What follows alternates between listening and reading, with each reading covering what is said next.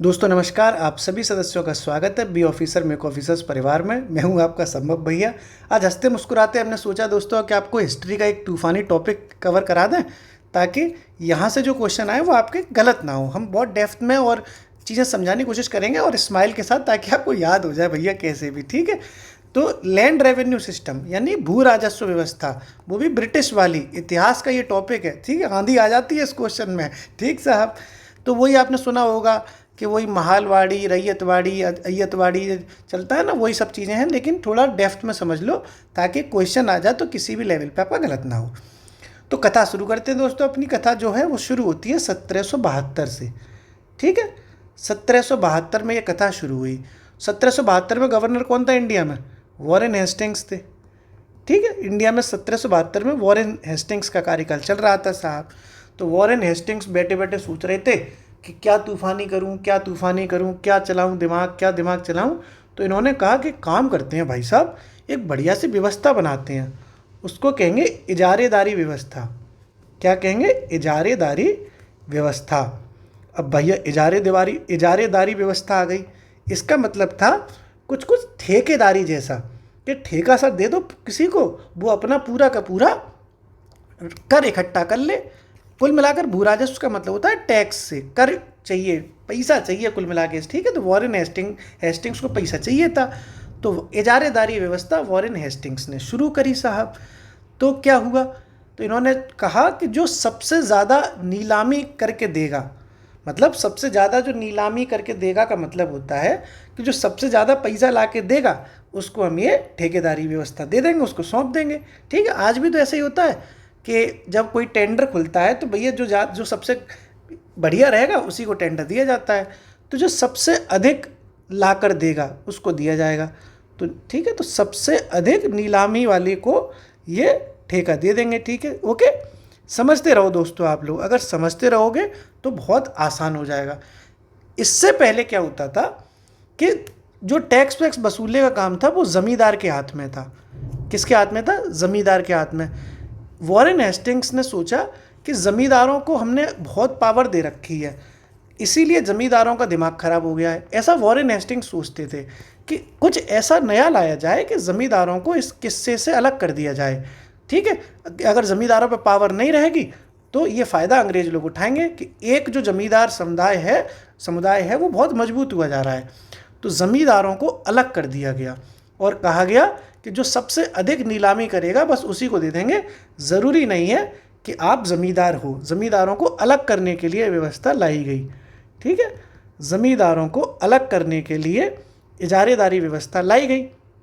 और कौन लेकर आया? तो वॉरेन हेस्टिंग्स लेकर आए। कब लेकर आए दोस्तों? ये कब लेकर आए व्यवस्था? 1772 में। और एक चीज़ और है कि ये कितने टाइम तक के लिए थी? तो दोस्तों पंचवर्षीय योजना जैसी थी, 5 ईयर्स के लिए। ठीक है, यानी 1772 में शुरू हुई तो कब खत्म होगी? 1776 में। अब तुम सोचोगे कि 76 और 72 में तो 4 साल का अंतर है, जबकि ये तो 5 लिख दिया हमने। तो भाई साहब 72, 73, 74, 75 और 76 5 साल हो गए कि नहीं हो गए? है ना? जरूरी थोड़ी नहीं जो तुम सोच रहे हो वो सच हो, गलत भी तो हो सकते हो। तो 5 सालों के लिए ये व्यवस्था लाई गई। किसके द्वारा? वॉरेन हेस्टिंग्स के द्वारा। क्या नाम है? इजारेदारी व्यवस्था। ठीक है, याद रखना, जमींदारों को अलग रखने के लिए। अब दोस्तों इसके क्या परिणाम निकले? क्या ये सफल रही या भी फेल रही? तो दोस्तों ये हो गई पूरी तरीके से फेल। पूरी तरीके से फेल रही। क्यों रही? क्योंकि देखो, ज़मींदार जो लोग होते थे उन लोगों को खेती बाड़ी का थोड़ा बहुत आइडिया रहता था, लेकिन ये जो इजारेदारी व्यवस्था थी इसमें जिसने सबसे ज़्यादा नीलामी लगा दी उसी को दे दिया।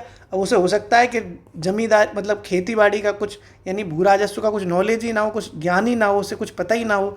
तो इस तरीके से ये फेल रही पूरी तरीके से। ठीक है, और इसमें खूब किसानों का शोषण हुआ, ये सब तो आप सब जानते ही हो। तो कुल मिलाकर ये फेल हो गई। अब फेल हो गई, तब क्या हुआ दोस्तों?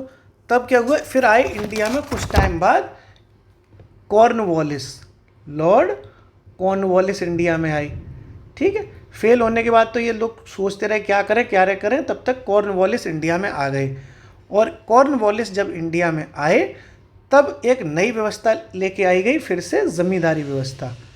ठीक है, जिसको स्थायी बंदोबस्त भी कहते हैं। क्या कहते हैं, ज़मींदारी व्यवस्था कह लो या स्थायी बंदोबस्त भी कहते हैं इसी को, ठीक है। और एक शब्द और चलता है, उसको कहते हैं स्तंभरारी व्यवस्था। ये बात एक ही है, स्तंभरारी व्यवस्था कह लो या स्थायी बंदोबस्त कह लो या ज़मींदारी व्यवस्था कह लो, एक ही चीज़ है। तो ये तीनों व्यवस्थाओं में से कोई भी क्वेश्चन आए, कोई भी दिया हो कि किसने शुरू करवाई, तो लॉर्ड कॉर्नवालिस के टाइम पर, ठीक है। लॉर्ड कॉर्नवालिस टाइप का एक चेला भी था बढ़िया, उसका नाम है सर जॉन शोर, ठीक है। शोर मचाता था। तो इन दोनों के सहयोग से, प्लस लिख दूँ ना मैं, यानी इन दोनों के सहयोग से ज़मींदारी व्यवस्था कह लो, स्थायी बंदोबस्त कह लो या स्तंभरारी कह लो, एक ही बात है, ये शुरू की गई। ये क्या था साहब, तो ये शुरू की गई दोस्तों, तो पहले ये समझ लें ये क्या है। जैसे मान लो ये भूमि है, ठीक है, मान के चलते हैं ये एक बढ़िया से भूमि का टुकड़ा है, ज़मीन है ये साहब, ठीक है। तो इसमें क्या किया गया, जो ज़मींदार था उसको अधिकार दे दिए गए कि आप कुल मिलाकर पैसा वसूलो, ठीक है, क्या वसूलो, पैसा। और जो मतलब राजस्व वसूली की जो जिम्मेदारी थी, ज़मीन पे से जो राजस्व वसूला जाएगा उसकी जो जिम्मेदारी दी गई वो दे दी गई ज़मींदार को। बस ये बात आपने समझ ली कि नहीं समझ ली। इसकी जिम्मेदारी किसको दी गई, ज़मींदार को। जबकि यहाँ पर ये जो जिम्मेदारी थी वॉरेन हेस्टिंग्स वाले कार्यकाल में, ये जो जिम्मेदारी थी वो किसकी थी, इजारेदार की थी। जमींदारों को अलग किया गया था, इसमें जमींदारों को ही वो सारी चीज़ें सौंप दी गई, ठीक है, ओके। अब दोस्तों ये 1793 में शुरू की गई थी, ये मैं लिख दूँ यहाँ पे, 1793 में लॉर्ड कॉर्नवालिस थे ना, तो 1793 में ये शुरू की गई थी।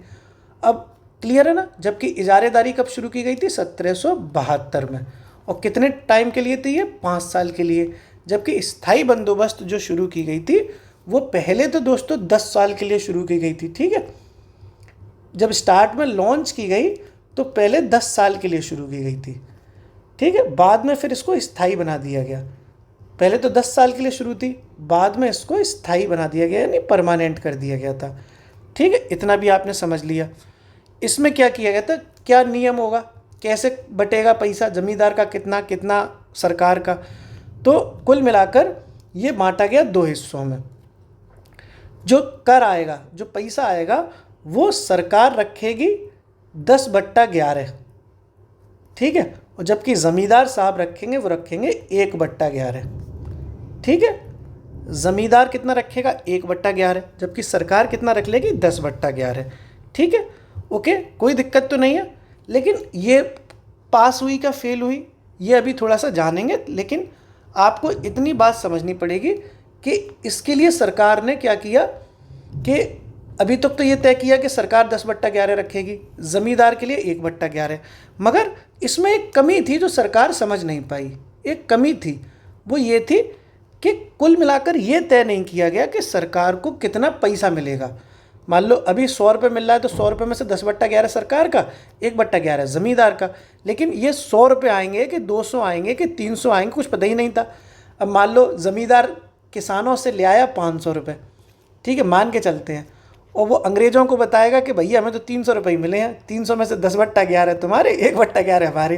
तो ऐसे बीच में ना कमीशन मार देता था ये क्या नाम है, ज़मींदार। ये बात अंग्रेज़ों को पता ही नहीं चल पाई बहुत दिनों तक, ठीक है।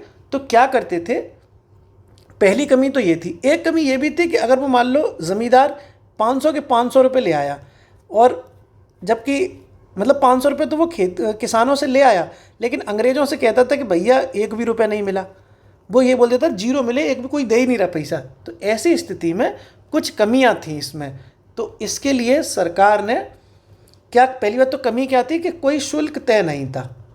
एक कमी हो गई ना ये, यानी ये बात सही है कि कोई शुल्क तय था ही नहीं कि कितना पैसा लेके आएंगे, ठीक है। तो इस जो शुल्क तय नहीं था, तो उसका नुकसान किसे हो रहा था, उसका नुकसान हो रहा था अंग्रेज़ों को, क्योंकि ज़मींदार चूतिया बना देता था कि भाई हमें तो कुछ मिला ही नहीं है। और फ़ायदा किसे हो रहा था, इसका फ़ायदा हो रहा था ज़मींदार को कि हाँ सही कह रहे हो। ज़मींदार कहता था 500 रुपये ले आओ, अंग्रेज़ों से कह देंगे कुछ मिला ही नहीं है। तो इसके लिए एक नया नियम बनाया गया सरकार के द्वारा, यानी अंग्रेज़ों के द्वारा सरकार ने नियम बना दिया। उस नियम को कहते हैं दोस्तों सूर्यास्त कानून। ठीक है, दो नियम बनाए गए थे। एक है, पहला है सूर्यास्त कानून। तो सूर्यास्त कानून क्या चीज़ है साहब? सूर्यास्त कानून का मतलब ये है कि एक तारीख निश्चित कर दी जाएगी कि फलानी तारीख के सूरज अस्त होने तक अगर तुमने पैसे नहीं दिए तो तुम्हारी बेटा होगी कुटाई और तुमसे जमींदारी छीन ली जाएगी। ठीक है, यानी नियत तारीख के, कोई तारीख तय कर देंगे, नियत तारीख के सूरज ढलने तक, सूर्यास्त हो रहे हैं ना, सूरज ढलने तक पैसा जमा करो, नहीं तो अन्यथा क्या हो जाएगा? अन्यथा जीना जो जमींदारी है वो नीलाम कर दी जाएगी। समझ पा रहे हो आप? इस तरीके से आपने ये समझ लिया। ये पूरा आपको इसीलिए ठीक से समझा रहा हूँ ताकि कोई भी फैक्ट अगर डेप्थ में पूछा जाए तो आप कर पाएँ। ठीक है साहब, ये हो गई ये आपकी ज़मींदारी व्यवस्था अभी चल रही है। एक नियम और लेके आए दोस्तों, ये तो पहला नियम है ना सूर्यास्त कानून। एक नियम और था इसी की तरीके से, दूसरा नियम था रेगुलेशन 14, विनियमन 14। कई बार पूछा जा चुका है ये, गलत लग गया ना, विनियमन, ठीक है, विनियमन 14 IAS में कई बार आया। रेगुलेशन 14 क्या है? रेगुलेशन 14, ठीक है साहब, रेगुलेशन 14 क्या है? तो क्या हो रहा था कि ज़मींदार लोग चूतिया बना रहे थे ना, अंग्रेज़ों को पैसा खुद ले आते थे और बताते ही नहीं थे कि हम कितना ला रहे हैं। तो अंग्रेज़ों को ये शक हुआ कि यार ज़मींदार पैसे वाले होते चले जा रहे हैं, हमें कुछ दे नहीं रहे। तो रेगुलेशन 14 लाया गया ज़मींदारों की संपत्ति पर नज़र रखने के लिए। ठीक है, ज़मींदारों की संपत्ति पर नज़र रखने के लिए, ज़मींदारों की संपत्ति पर नज़र रखने के लिए विनियम 14 यानी कि रेगुलेशन 14 लाया गया था अंग्रेज़ सरकार के द्वारा। ठीक है, ये तो आपने पूरा नियम कानून समझा। अब ये भी समझना पड़ेगा कि कितने क्षेत्र पर ज़मींदारी व्यवस्था लागू हुई थी। ज़मींदारी व्यवस्था दोस्तों 19% क्षेत्र पर लागू हुई इंडिया के पे, पूरे इंडिया के 19% भाग पर ज़मींदारी व्यवस्था लागू हुई थी। ठीक है, और कहाँ कहाँ ये 19% में मोस्ट इम्पोर्टेंट है? तो बंगाल में लागू हुई, ठीक है, बिहार में लागू हुई, उड़ीसा में लागू हुई, बंगाल, बिहार, उड़ीसा में लागू हुई, उत्तरी कर्नाटक में लागू हुई। ठीक है, बंगाल, बिहार, उड़ीसा और उत्तरी कर्नाटक और बनारस में लागू हुई। कौन सी व्यवस्था है ये? ज़मींदारी व्यवस्था, जो कहाँ लागू हुई? बंगाल, बिहार, उड़ीसा, उत्तरी कर्नाटक और बनारस में। ठीक है साहब, आपको एक चीज़ इतनी समझ में आ गई होगी बहुत ईजिली। यहाँ ये आपको लग रहा होगा ना कि ये व्यवस्था बुरी है साहब, बात तो सही है, ज़मींदार लोग शोषण कर रहे थे, सरकार भी शोषण कर रही थी, लेकिन फिर भी राजा राम मोहन राय, ठीक है, और रमेश चंद्र दत्त, RC दत्त, ये जो बहुत इम्पोर्टेंट और दो महत्वपूर्ण विद्वान हैं, इन दोनों ने इस ज़मींदारी व्यवस्था का समर्थन किया था। ठीक है, ज़मींदारी व्यवस्था का समर्थन किया था किनने? राजा राम मोहन राय और RC दत्त ने। ठीक साहब, ये पूरा का पूरा दोस्तों आपने समझा ज़मींदारी व्यवस्था को। ठीक है, इसके बाद जो आता है वो आती है अगली रैयतवाड़ी व्यवस्था। ठीक साहब, वो अभी समझाता हूँ मैं, मतलब कोशिश करता हूँ आपको समझाने की, तब तक थोड़ा सा रिवाइज कर लें, नहीं तो दिमाग से सारे फ्यूज उड़ जाएंगे आपके। ठीक, 1772 में वॉरेन हेस्टिंग्स ने कथा शुरू करी थी और ज़मींदारों को अलग करने के लिए उसने नई व्यवस्था शुरू करी, इजारेदारी व्यवस्था। जो किसको मिलता था ठेका? जो सबसे ज़्यादा नीलामी ला कर देगा। ज़मींदारों को इससे अलग कर दिया गया। 5 साल के लिए व्यवस्था थी, 1772 में शुरू हुई, 76 में ख़त्म कर दी। इसका परिणाम निकला कि ये फेल हो गई। ठीक है, फेल हो गई तो कॉर्नवालिस आए। कॉर्नवालिस ने ज़मींदारी व्यवस्था, स्थायी बंदोबस्त या इस्तमरारी, एक ही व्यवस्था है, नाम अलग अलग हैं, और जॉन सोर के सहयोग से व्यवस्था शुरू की।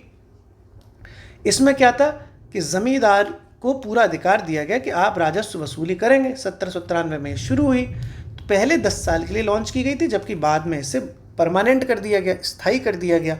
और इसमें नियम बनाया गया कि सरकार जो है वो 10/11 लेगी, जबकि ज़मींदार इसमें 1/11 लेगा। लेकिन कितना पैसा ज़मींदार हड़पेगा, कितना नहीं लेगा, वो तय नहीं था, शुल्क तय ही नहीं था। इसका नुकसान अंग्रेज़ों को हो रहा था, क्योंकि ज़मींदार 500 रुपये ले आते थे और अंग्रेज़ों से कह देते थे कि हमें कुछ मिला ही नहीं, हम कुछ मिला ही नहीं है कि नहीं, पूरा फ़ायदा मज़े उठा रहे थे ज़मींदार इसके। तो सरकार को समझ में आ गया, तो सरकार ने सूर्यास्त कानून बना दिया कि बेटा इस तारीख तक अगर पैसा जमा नहीं किया तो जो है धुआं मचा देंगे, ज़मींदारी तुम्हारी नीलाम कर देंगे।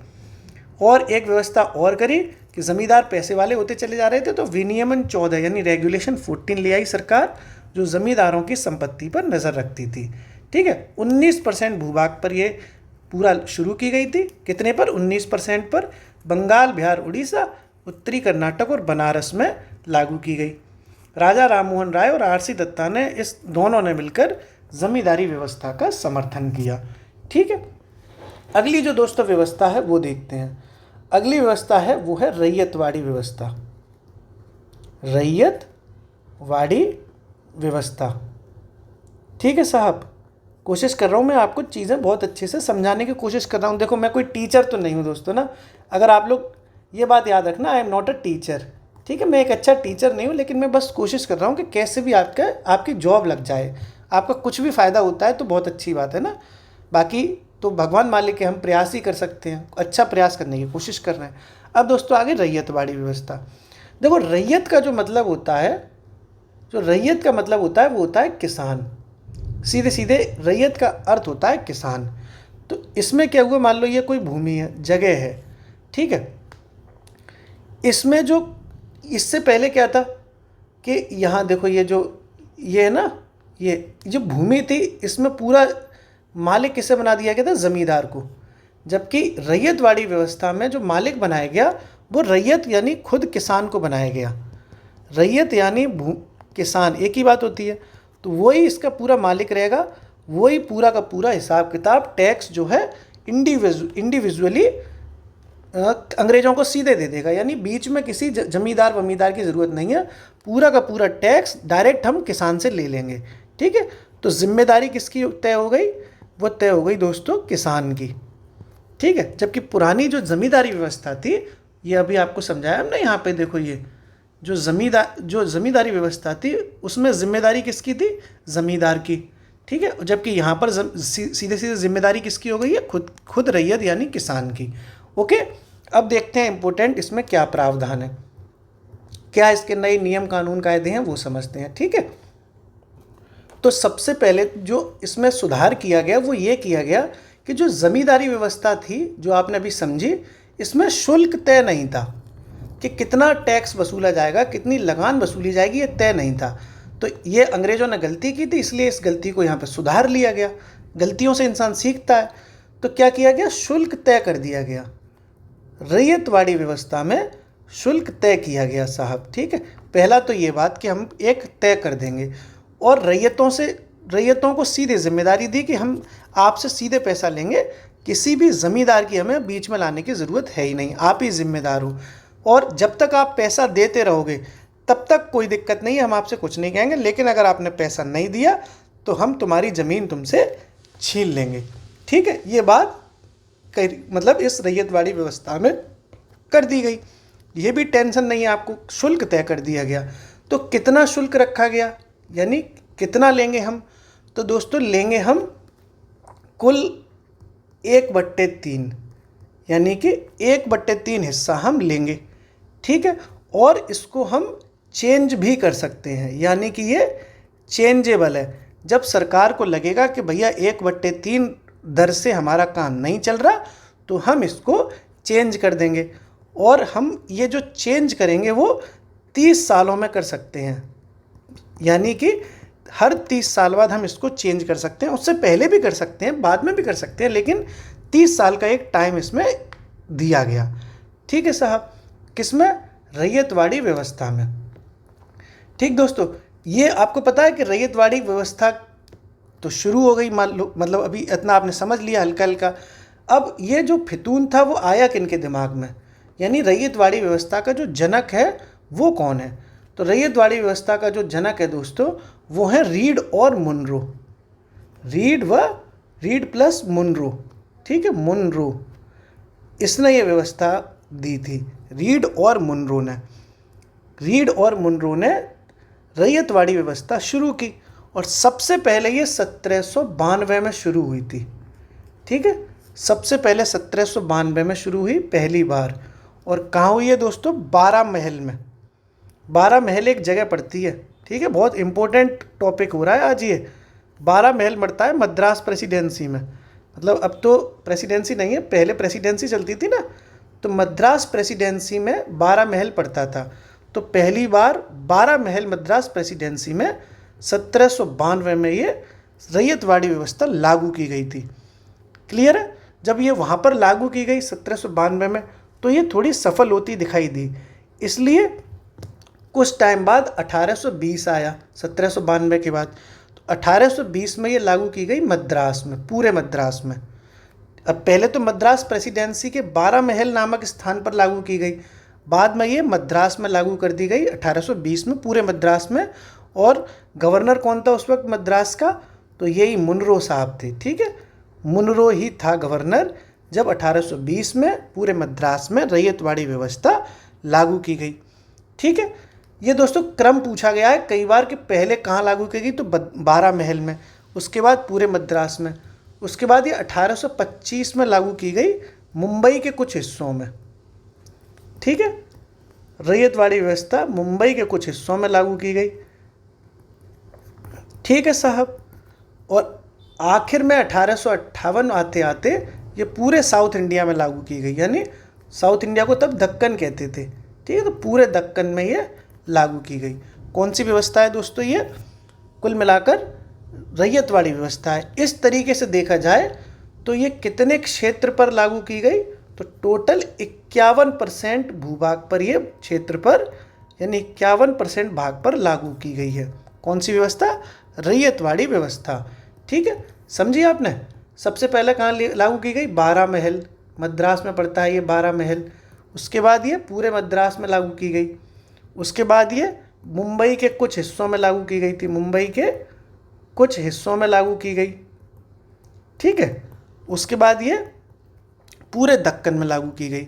बस इसी का देखा देखी भाई पूरे दक्कन में लागू की गई। ठीक है, जब ये थोड़ी सफल होती हुई दिखाई दी तो ये असम में भी लागू की गई है, और असम में भी जब थोड़ी सफल होती हुई दिखाई हुई तो कुर्ग पड़ता है दोस्तों कर्नाटक एरिया में, वहाँ पर भी लागू हुई है। और ये PCSRO में कई बार पूछा जा चुका है। ये थोड़ा टिपिकल टॉपिक है, इसीलिए आप थोड़ा ध्यान से देखिए इसको। 51% क्षेत्र पर 12 महल मद्रास, बम्बई के कुछ हिस्सों में, दक्कन में, असम में और कुर्ग में ये व्यवस्था लागू की गई। कौन सी व्यवस्था है? रैयतवाड़ी व्यवस्था। ठीक है, जबकि ज़मींदारी व्यवस्था कितने क्षेत्र पर लागू की गई थी ये समझाया था, 19% पर। ठीक है, बंगाल, बिहार, उड़ीसा, उत्तरी कर्नाटक और बनारस में। जबकि रैयतवाड़ी व्यवस्था 51% पे है, 12 महल मद्रास, मुंबई कुछ हिस्सों में, दक्कन में, असम में और कुर्ग में। ये पूरी रैयतवाड़ी व्यवस्था आपने समझ ली अच्छे से। ठीक है, अब इसके बाद दोस्तों देखो, रैयतवाड़ी फिर से आपको समझाने की कोशिश करूँ। देखो, ये रैयतवाड़ी व्यवस्था है, ये रैयत का मतलब होता है किसान।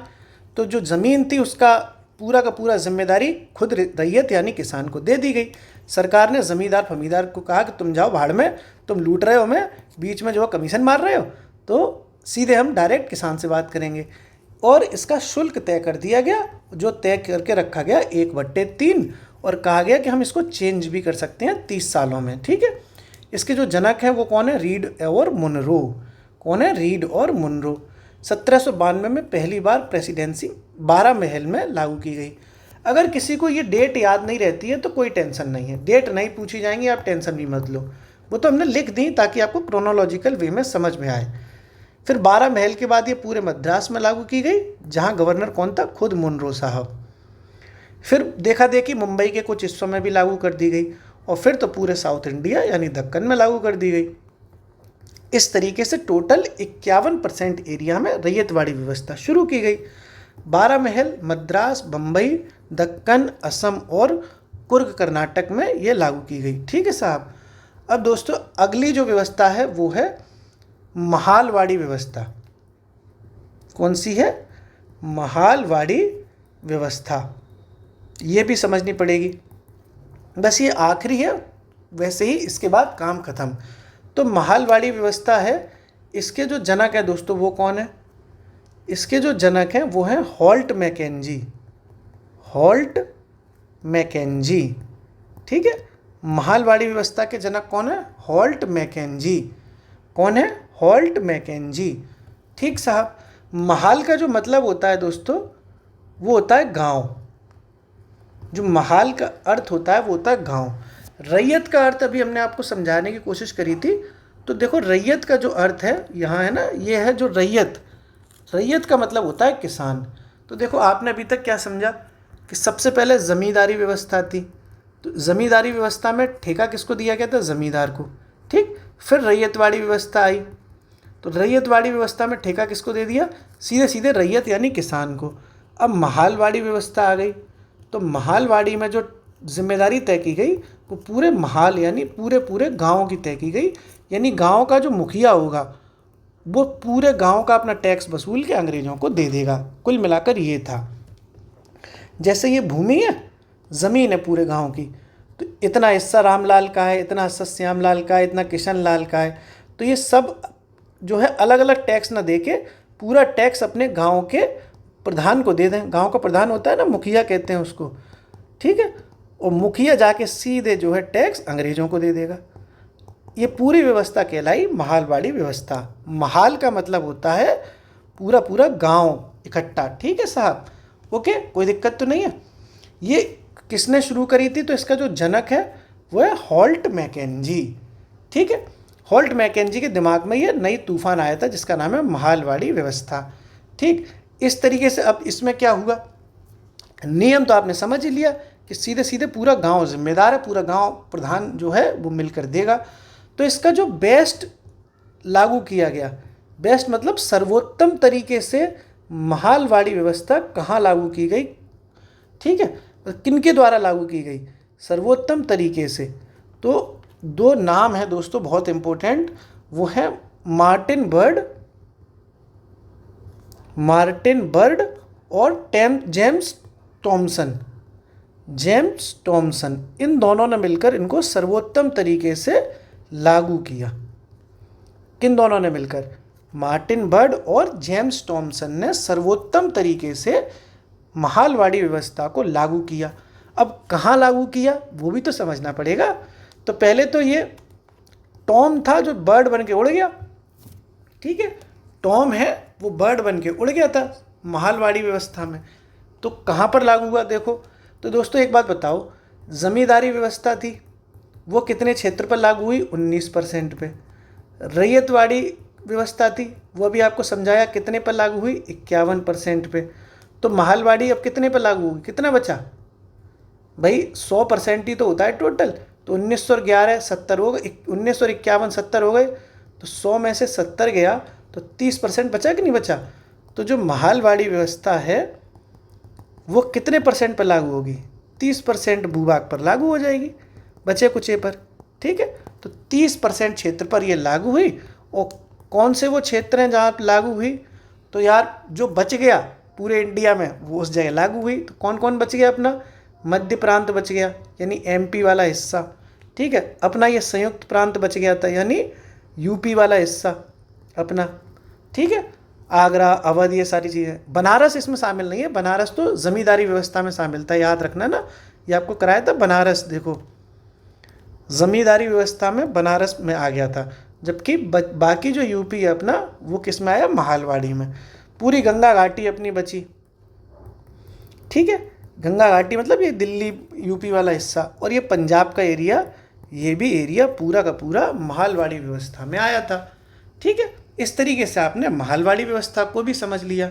ठीक, महालवाड़ी व्यवस्था में क्या समझा आपने कि महालवाड़ी व्यवस्था के जनक कौन है? Holt Mackenzie. महाल का अर्थ होता है गांव, और गांव यानी पूरा जिम्मेदार हो जाएगा अंग्रेजों को टैक्स देने के लिए। ठीक है, 3 तरह की हो गई। ज़मींदार में कौन जिम्मेदार है? ज़मींदार। रैयतवाड़ी में कौन जिम्मेदार है? रैयत खुद। और जबकि महाल में कौन जिम्मेदार है? पूरा का पूरा गांव। ठीक है, सर्वोत्तम तरीके से महालवाड़ी व्यवस्था किसने लागू की? बर्ड ने, मार्टिन बर्ड ने और जेम्स टॉमसन ने। ठीक है, टॉम नाम का बर्ड है। ठीक है साहब, ये लागू कर दी। कितने % पे लागू होगी? तो 19 पर जमींदारी लागू हो गई, 51 पर रैयतवाड़ी, तो बच गया 30%। तो 30% पर महालवाड़ी लागू हुई। बचा हिस्सा मध्य प्रांत का, संयुक्त प्रांत का, गंगा घाटी का और पंजाब का, यहाँ ये महालवाड़ी व्यवस्था शुरू की। तो इस तरीके से दोस्तों आपने पूरा का पूरा लैंड रेवेन्यू सिस्टम समझ लिया। अब जाते जाते आप क्वेश्चन बता के जाओ। ठीक है, क्वेश्चन है दोस्तों आपका, मॉडर्न हिस्ट्री से ही लिया है हमने, कि 1927 में जो बटलर कमेटी गठित की गई थी, बटलर कमेटी गठित की गई थी, उसका उद्देश्य क्या था? किस उद्देश्य की पूर्ति के लिए बटलर कमेटी का गठन 1927 में किया गया था? उम्मीद की है दोस्तों हम लोगों ने कि मतलब कि हम शायद आपको कुछ समझा पाए हों। बाकी दोस्तों हम टीचर नहीं हैं, बस कोशिश करते हैं कैसे भी आपके दिमाग में चीज़ें और फैक्ट घुस जाए, ठीक है। कुल मिला के आपकी नौकरी लग जाए। हंसते रहिए, पढ़ते रहिए, मुस्कुराते रहिए। शुक्रिया।